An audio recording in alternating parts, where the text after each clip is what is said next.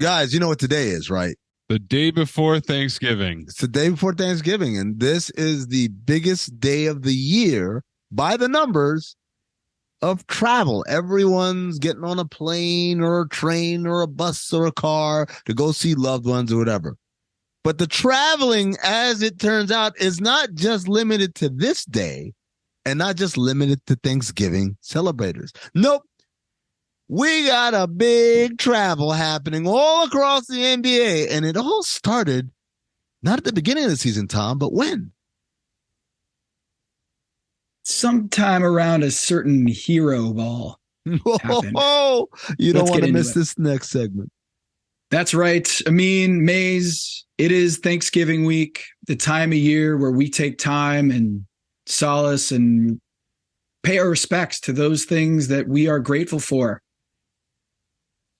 As you said, it's one of the biggest traveling days of the year on the calendar, if not the greatest travel day. And in the NBA, that is an understatement. What is happening across the league this Thanksgiving, I am grateful for stathead.com, which has given me the tools to do some digging. That's right.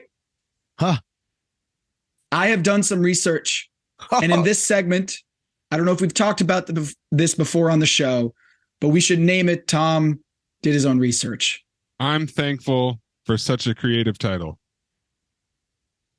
If you've been watching the NBA lately, probably noticed something that's been a little odd, something that I'd like to, I hear a lot from non-NBA fans, you know what I mean, Mays, when people are like proud to not watch the NBA, they always talk about, I don't know, that it's too hard to follow who's on what team. Like it's just too many games. I don't know. I like college basketball better, but one of the things I often hear about is that they just travel all over the place and the referees never call it. This is like one of the number one complaints I hear. I mean, I don't know. Do you guys have any others that people are proud to denounce the NBA for? Usually people say something like, well, they travel a lot is definitely one of them. The other one is, it's too predictable. Oh, yeah. Yeah. There's not enough surprise. It's just the best teams win every year. And meanwhile, we have Utah at the top of the West standings. But anyway, I digress. There is a traveling party going on in the NBA, an all-out travel rager. Okay. What we are seeing is something that wasn't called at the beginning of the year is now being called a lot more, twice as often. It's the travel call. The Miami Heat have certainly noticed. I mean, yeah, it's funny because Tom, you asked me before we recorded, what do I think is the reason?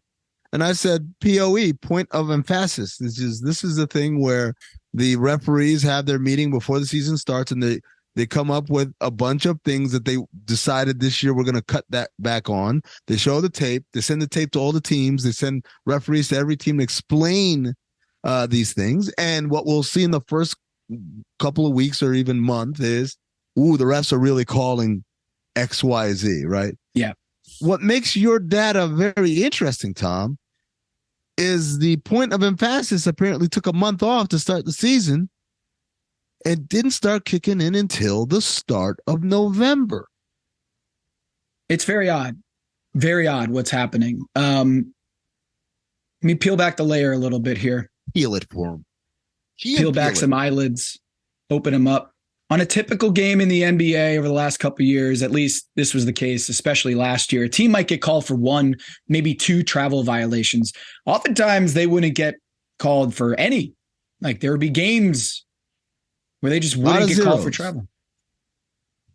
Last Wednesday, the Miami Heat were whistled for not one, not two, not three, not four, but 7 travel calls in their 8-point loss to the Toronto Raptors. 7 times. Yeesh.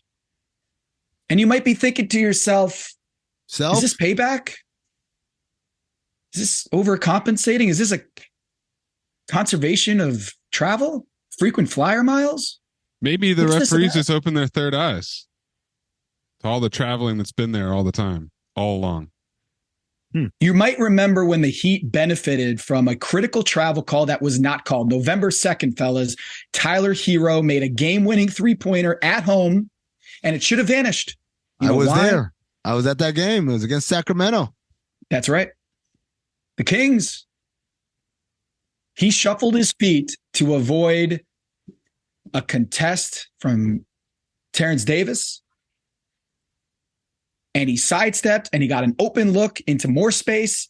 And right in front of the referee, no travel was called. He hit the shot, the Heat win the game. So here we have, Amin, Mays, a classic case of a coach after a loss, not exactly blaming the officials, but definitely criticizing them about this play. How do you miss a travel on a game-winning shot? And usually the NBA will punish these so-called coaches or the aforementioned coaches that take issue with the referee calls. But the NBA did not levy a fine against Brown. I mean, I don't see any published statement from the NBA that Mike Brown, the coach of the Sacramento Kings, is fined $15,000. They conveniently swept that one under the rug, Tom. We're just supposed to look the other way. Maybe, just maybe, fellas, they didn't send him that fine, that check, and ask for the check because they agreed with him. The last 2-minute report, the NBA graders said the referees, John Goebel, Ray Acosta, and Michael Smith, they missed it. Should have been called to travel.